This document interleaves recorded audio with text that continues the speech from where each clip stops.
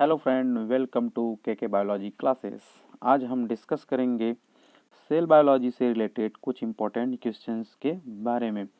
Video start करने से पहले फ्रेंड, अगर आप हमारे चैनल पर नए हैं तो प्लीज़ हमारे चैनल को सब्सक्राइब करें, लाइक करें और इस वीडियो को अधिक से अधिक अपने फ्रेंड सर्कल में शेयर करें ताकि इसी तरह के वीडियो हम आपके लिए कंटिन्यू बनाते रहें। और आपको इससे रिलेटेड कुछ सजेशन हमें करना होगा तो प्लीज़ हमारे कमेंट बॉक्स में हमें सजेस्ट करें ताकि हम उससे आपके लिए और जो वीडियो प्रोवाइड होना है, आपकी जो कमेंट्स है उस पर हम आगे काम करेंगे।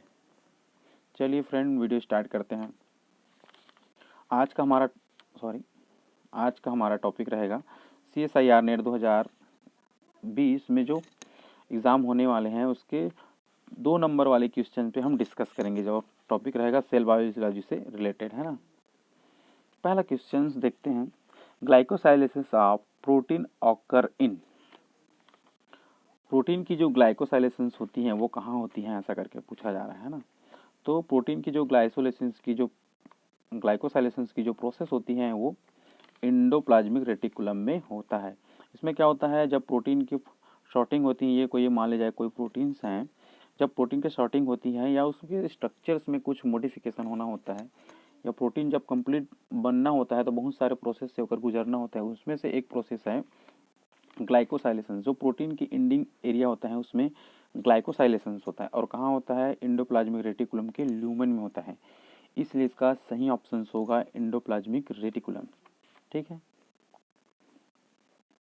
दूसरा क्वेश्चन देखते हैं, cystic fibrosis transmembrane regulator protein is a.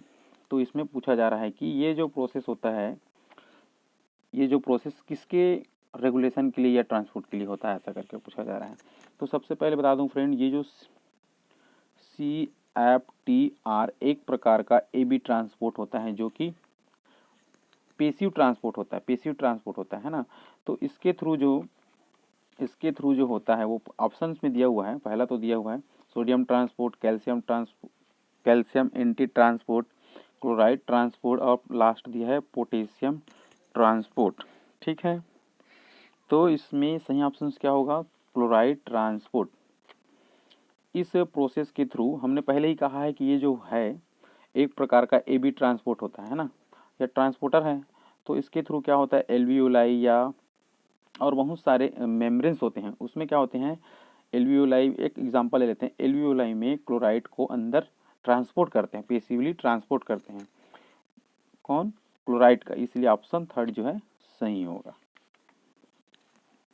Intracellular transport is mammalian cell through vascular fusion is regulated by which among the following GTPase। तो इसमें पूछा जा रहा है कि मैमेलियन सेल में जो वस्कुलर फ्यूजन होता है वो किस GTP के कारण होता है, ऐसा करके पूछा जा रहा है।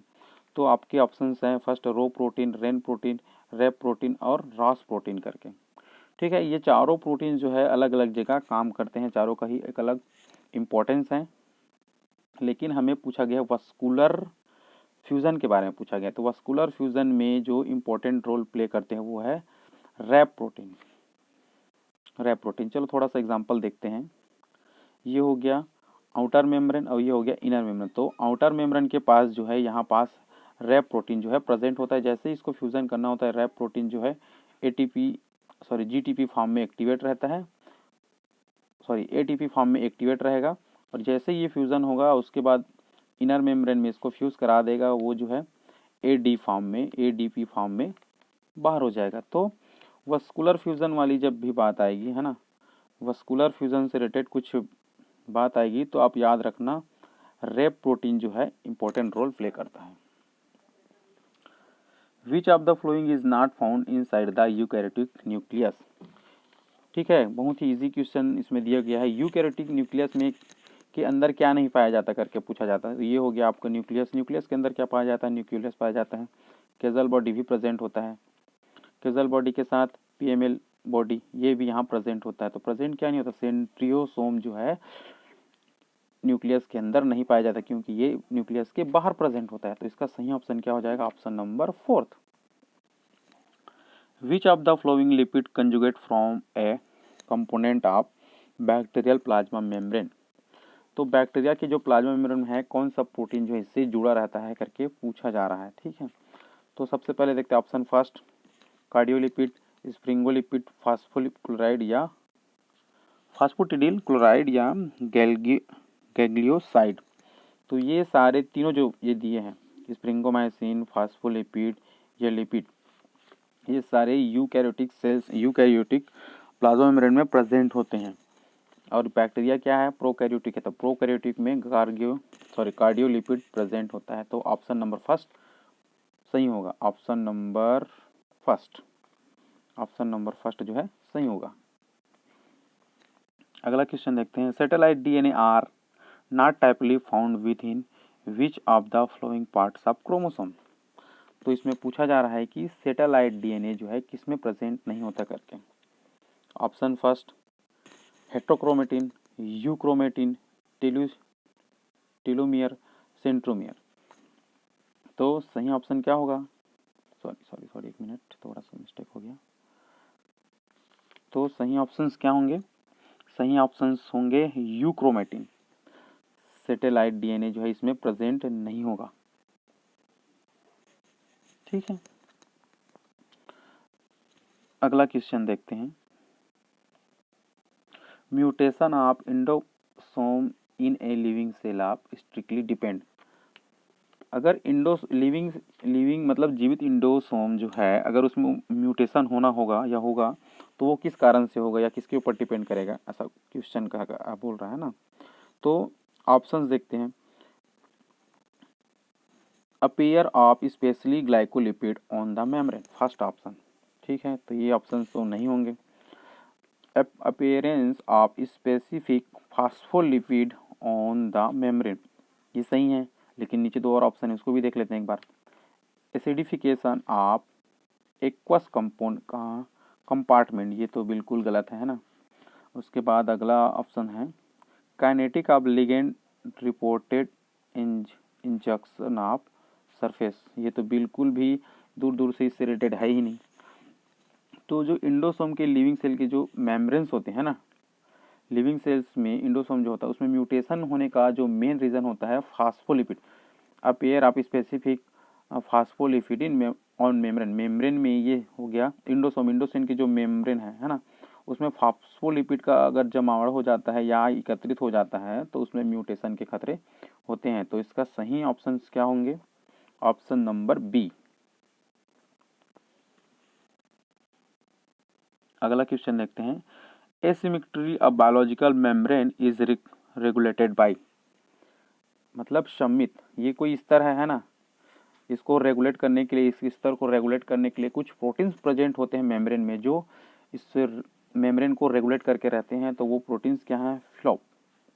ठीक है, तो ऑप्शन नंबर 2, इसमें दो प्रकार के प्रोटीन होते हैं, एक तो फ्लिप प्रोटीन होता है और दूसरा फ्लॉप प्रोटीन होता है, जो कि अगर किसी प्रोटीन को अंदर से बाहर ले जाना है तो वो फ्लॉप वाला जो प्रोटीन काम करेगा, लेकिन कोई प्रोटीन जो है बाहर से अंदर आएगा वो फ्लिप प्रोटीन अंदर आएगा।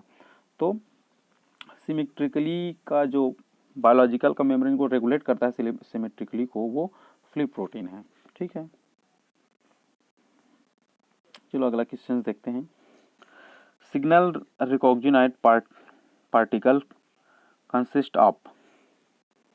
देखो, सिग्नल रिकॉग्नाइज मतलब सिग्नल की पहचान कौन करता है या सिग्नल कहाँ से प्रोड्यूस होता है या होता है, ऐसा करके पूछा जा रहा है ना। तो सिग्नल किस में होता है, चलो ऑप्शन नंबर फर्स्ट देते हैं, ए सिंगल लार्ज आरएनए, हो ही नहीं हो सकता ये, है ना। दूसरा मल्टी प्रोटीन प्रोटीन। दूसरा a complex of single RNA and multiple protein, इसको भी पढ़, ठीक है देखते हैं, a complex of multiple RNA and multiple protein, ये वाला ऑप्शन जो है बिल्कुल नहीं हो सकता। देखो अब थोड़ा सा एग्जांपल से समझते हैं, है ना। ये हो गया आपका आरएनए, है ना, ये आरएनए हो गया। आरएनए में क्या हो गया, बहुत सारे जीन्स प्रेजेंट होंगे, उसमें बहुत सारे इन्फॉर्मेशन होंगे। तो ये सिंगल आरएनए जो है, सिंगल आरएनए है, एक कॉम्प्लेक्स होता है, सिंगल आरएनए कॉम्प्लेक्स होता है जिसमें बहुत सारे इन्फॉर्मेशन कोडेड है ना। और इस सिंगल आरएनए से बहुत सारे इन्फॉर्मेशन या मल्टीपल प्रोटीन या सिग्नल का प्रोड्यूस होगा। तो आप देखिए उसमें ऐसा वाला ऑप्शन कहाँ लिखा हुआ है, ऑप्शन आप 3 देखिए, ऑप्शन नंबर 3 देखिए, एक कॉम्प्लेक्स आप सिंगल आरएनए देखिए, ये है ना, एक बार और देखते हैं फिर से, सॉरी,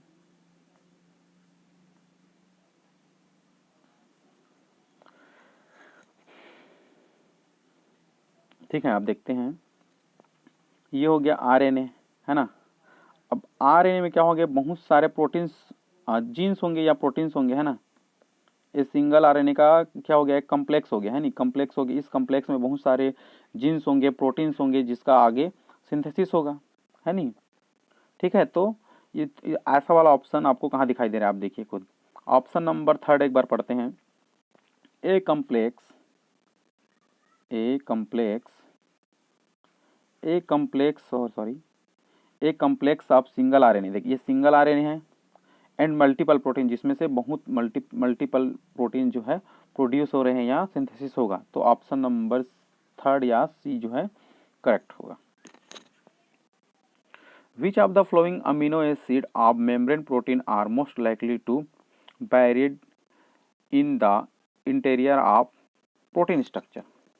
वह कौन सा अमीनो एसिड है जो प्लाज्मा मेम्ब्रेन के लिए एक बैरियर का, इंटरनल मेम्ब्रेन में बैरियर का या रोकने का काम करता है, ऐसा पूछा जा रहा है। ठीक है, तो ऑप्शन फर्स्ट देखते हैं, ये हो गया प्लाज्मा मेम्ब्रेन। इसमें कोई भी प्रोटीन आना, कोई भी प्रोटीन हो या लिगेंड हो या सिग्नल, कोई भी सिग्नल इधर अंदर आता है, तो उसको ना आने दे या रोकने के लिए कौन जो है रिस्पॉन्सिबल होता है, कौन सा अमीनो एसिड जो है रिस्पॉन्सिबल होता है, उसको पूछा जा रहा है।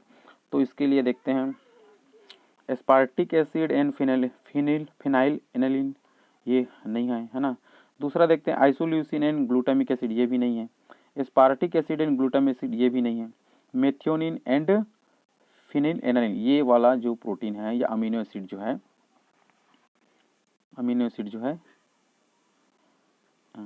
एसिड जो है बैरियर का काम करता है प्लाज्मा मेम्ब्रेन में। कौन सा, मेथियोनिन इन फेलिन एनालिन, ये क्या है, बैरियर का काम करता है। तो याद रखिएगा, जो अमीनो एसिड्स होते हैं, सॉरी मिनट, जो अमीनो एसिड्स होते हैं, अमीनो एसिड जो होते हैं वो बैरियर का काम करते हैं, वो कौन सा अमीनो एसिड है, ये मेथियोनिन एंड फेलिन एनालिन, यही है। ठीक है,